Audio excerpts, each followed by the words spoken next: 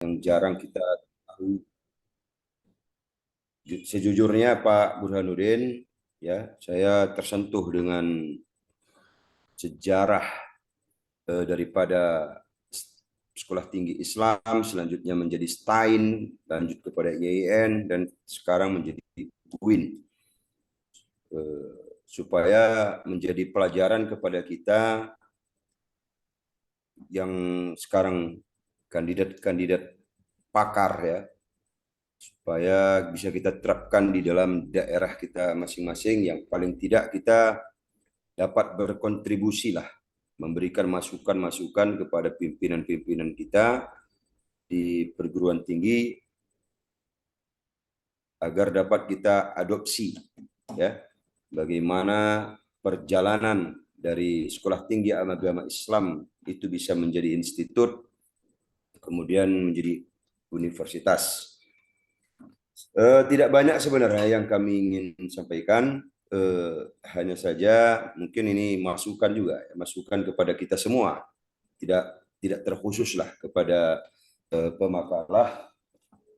Jadi mungkin di makalahnya Pak Burhan tadi kurang disebutkan saja. Ini tidak menjadi catatan wajib buat Pak Burhan. Hanya memang kalau saya baca tadi di dalam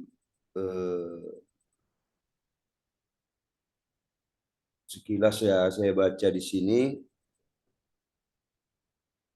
ketika kita ingin, ya, perguruan tinggi daerah kita yang dari STAI menjadi, ya, institut, kemudian bisa menjadi UIN, itu ada beberapa fase lah yang memang harus dipersiapkan. Pertama, kalau kita lihat ada 4 prinsip, atau ya 4 prinsip yang memang harus sangat dicermati jika perguruan tinggi kita itu mengambil pola dari UIN, gitu. Itu saja.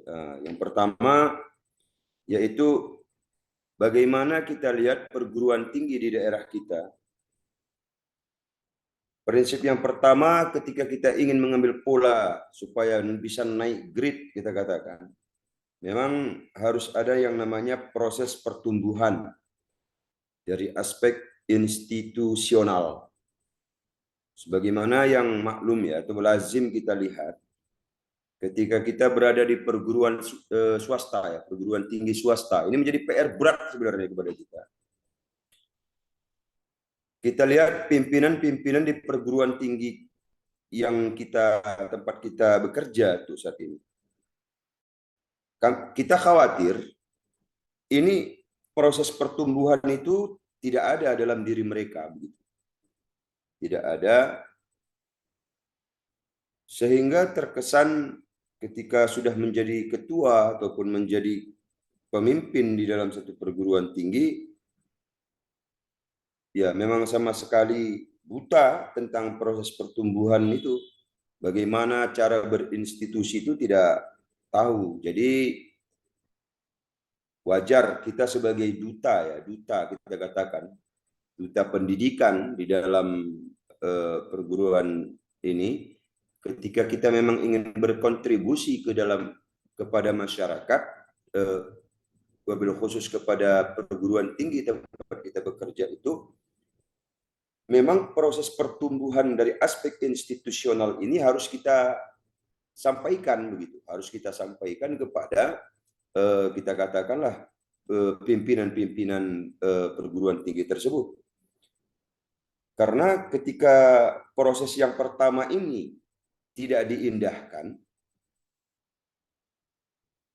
tidak ada artinya kita seorang doktor mengajar di situ, tapi kepakaran atau keahlian kita itu tidak dipakai, begitu. Jadi paling tidak menjadi pelajaran lah, ya, kepada kita ketika kita suatu saat dipercayakan memimpin dalam suatu perguruan tinggi, atau kita katakan sekolah lah, ya, sekolah dulu gitu kan, karena kita ada yang guru aliyah barangkali. Memang harus kita pahami itu bagaimana kita bisa memahami satu proses. Ada proses yang harus kita hadapi step by step, begitu. Kemudian ada namanya konseptual, ya, proses pertumbuhan konseptual. bagaimana seorang leader, wakil ketua-ketua, ya, itu harus memiliki konsep agar bisa perguruan tinggi itu naik grade-nya begitu. Inilah apa satu prinsip ya yang harus memang dicermati dan diamalkan kalau kita mau mengambil pola UIN begitu. Kemudian yang kedua, ketika kita mengambil pola dari UIN, itu harus ada yang namanya perubahan, ya, baik perubahan mental, kemudian perubahan struktural. Kita harus jeli memang melihat mana tenaga pengajar di perguruan tinggi itu yang mampu dan mau, ya, untuk mengubah atau maulah berubah begitu, memberikan masukan. Jangan kita menganggap ketika kita dikritik oleh teman-teman kita yang satu tempat bekerja itu menyudutkan begitu. Nah, jadi harapan kita kepada calon duta-duta utama ya dalam dunia pendidikan kita ini harus kita terapkan mulai dari sekarang. Ketika ada nanti teman-teman ya menyampaikan masukan, ya tidak usah disepelekan begitu. Artinya ketika ada kesempatan untuk kita memimpin dalam satu perguruan tinggi itu, yaitu teman yang mengkritik itu bisa kita pakai begitu. Itu kalau kita ingin ya, mengambil konsep bagaimana dari STAI menjadi IAIN menjadi UIN. Nah, itu yang kedua. Kemudian yang ketiga, ada namanya pembaruan atau reform. Pembaruan. Kita harus siap. Kalau dia sekolah tinggi agama Islam itu berkutat dalam satu fakultas, kita katakan hanya khusus dalam bidang ilmu agama. Kita katakanlah sekolah tinggi ilmu tarbiyah begitu. Nah, ketika kita sudah ingin mengambil itu, kita harus menyiapkan perubahan. Kita harus dapat merekam ataupun mengambil pendapat daripada masyarakat alam sekitar. Kita minta masukan apa sekarang yang bisa membuat sekolah tinggi ini atau sekolah yang kita kelola atau kita bekerja di sana, yang dibutuhkan masyarakat itu apa? Mungkin yang ada dalam benak kita itu tidak sama. Kita katakan apa namanya? Mungkin di daerah kami ya ada pesantren lah kita katakan. Pesantren yang dulu mendominasi ataupun menjadi ikon di dalam daerah ini, ya lambat laun akan tertinggal gitu. Kenapa? Karena menurut apa namanya, ya itu tadi tidak mau mengikuti pembaruan gitu. Ketika disampaikan, ya udah dia ikut dengan apa yang diinginkannya, mengikuti tradisi atau segala macam. Sementara para pakar ya itu sekian tahunlah meneliti bagaimana ini caranya supaya sekolah tinggi ini bisa menjadi lebih maju, dan mereka menemukan format yang seperti ini. Jadi jangan kita kira pendapat-pendapat pakar yang ada dalam jurnal ataupun dalam buku itu kaleng-kaleng begitu, bukan. Jadi kemudian yang terakhir ya, kalau kita menginginkan suatu institusi kita ini mengambil format dari UIN, itu tentu ada yang namanya kesinambungan ya atau continuity. Apa maknanya? Ketika kita sudah berada di dalam itu, berarti kita harus mempersiapkan, kita harus mendorong yang di bawah kita itu, kita harus mengajari ataupun menggandeng yang ada di bawah kita itu agar menyiapkan regenerasi. Kenapa?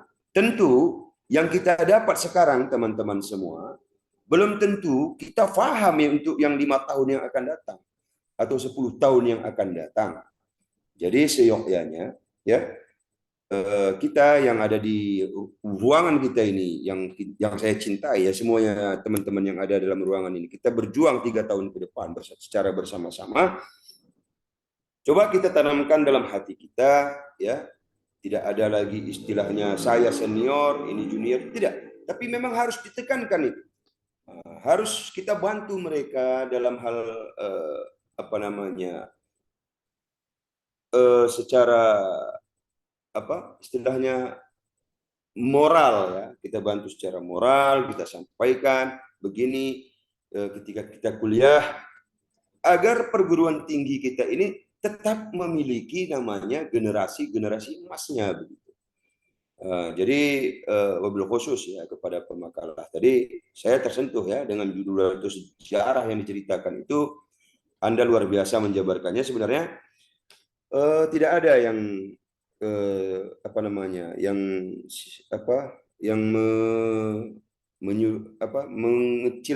mengecilkan mungkin ya bahasa saya. By the way, Pak Burhanuddin Koloko, ya terima kasih juga ini ya ilmu masukan, sehingga kita dengan adanya hal-hal yang begini agar kita terapkan di dalam perguruan tinggi kita, begitu ya.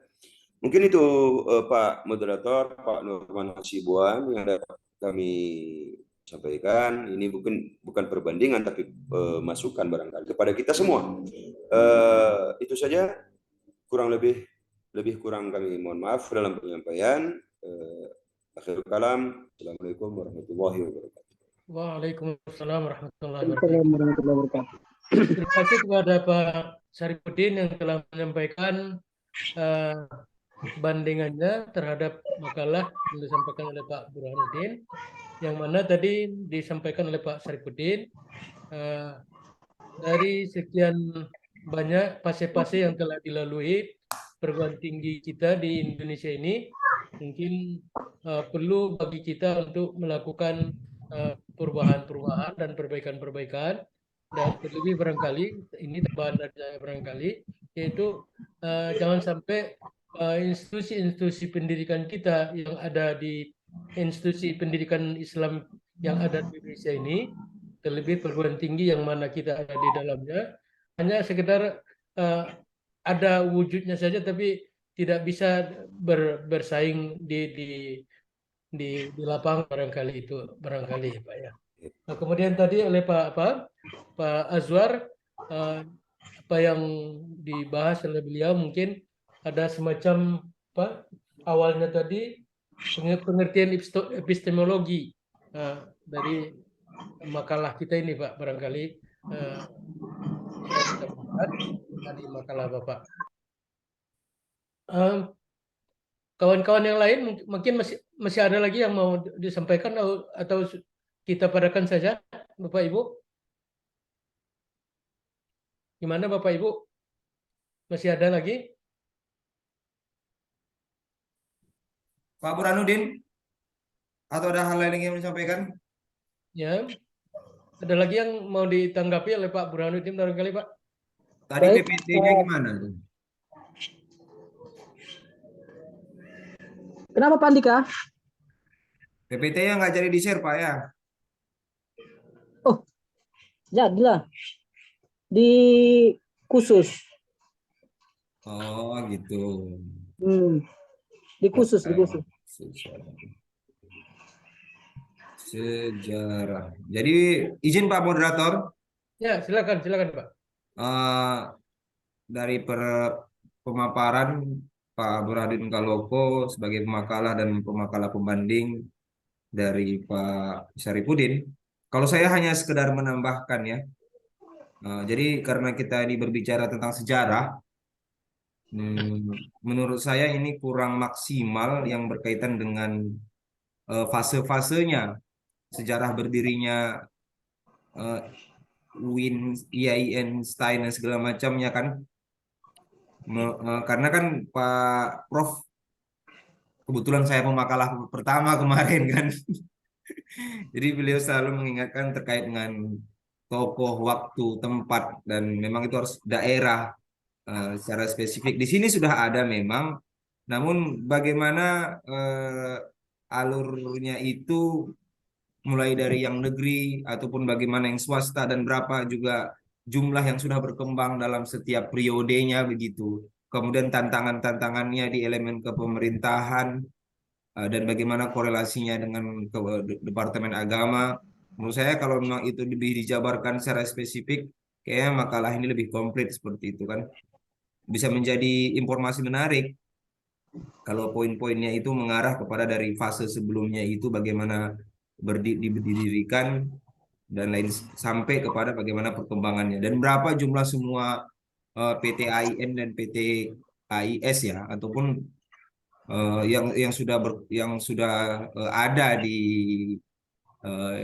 Indonesia ini. Terus apakah memang konsepnya ini tadi kan ada pemberitahuan bahwasanya konsepnya itu dari ini ya dari Al-Azhar ya. Iya, ada. Nah, dari Al-Azhar terus setelah berkembangnya Universitas Islam ini apakah ada mempengaruhi negara tetangga karena memang sangat luar biasa penyebaran sekolah tinggi Islam ini ya di Indonesia bahkan sampai saat sekarang ini aja masih ada di daerah-daerah untuk mendirikan sekolah perguruan tinggi ya, swasta begitu. Karena kan kita lihat fenomena di beberapa UIN ya seperti kalau saya dulu kan kalau waktu saya kuliah di UIN Araniri di mana banyak itu pelajar-pelajar dari Malaysia kuliahnya di UIN Araniri itu. Pokoknya ini juga dilampirkan dalam makalah. Maksudnya kan bukan hanya di satu daerah, saya di daerah lainnya apakah ada begitu. Kemudian yang disampaikan Pak Saripudin tadi cukup sangat luar biasa. Memang ya namanya mendirikan itu tentu namanya orang yayasan mendirikan lembaga punya maksud dan tujuan tertentu ya. Jadi kalau saya sih menyimpulkan begini, bahwa saya landasan orang membuat yayasan dia kan diperbolehkan mendirikan lembaga pendidikan mulai dari pendidikan TK sampai dengan perguruan tinggi. Namun terkadang orang yang memiliki yayasan itu tidak searah lagi mungkin dengan perkembangan ataupun bagaimana lah sehingga perguruan tinggi itu menjadi terganggu. Ini mungkin lebih menarik diskusikan di tempat lain saja kan, tapi artinya setiap periode ada saja sekolah tinggi yang berdiri. Begitu kan, maksudnya yang sudah ada saja mungkin agak sulit, tapi bagaimanapun ini adalah secara global ini adalah sebuah kemajuan ya, sebuah kemajuan. Artinya ketika suatu daerah sudah mendirikan sebuah lembaga perguruan tinggi berarti di daerah itu sudah mumpuni apanya stakeholdernya, maksudnya dosen-dosen yang mumpuni untuk menjadi guru di lembaga itu. Menurut saya sih begitu Pak Pemakalah dan pembanding. Sebelum dipadai saya hanya menambahkan sedikit saja. Saya kembalikan kepada moderator. Kebetulan ini juga sudah jam 12 lewat Pak ya, nggak terasa. Silakan Pak moderator. Ya, terima kasih terhadap masukan-masukan yang telah disampaikan kepada kita. Bapak Ibu, lantaran Bapak dosen pengasuh kita kebetulan tidak bisa hadir bersama kita hari ini, mungkin kita padakan pertemuan kita hari ini dengan membacakan Alhamdulillahirobbilalamin. Assalamualaikum warahmatullahi wabarakatuh. Waalaikumsalam warahmatullahi wabarakatuh. Bu Pina, tolong dibuatkan catatannya Bu Pina ya.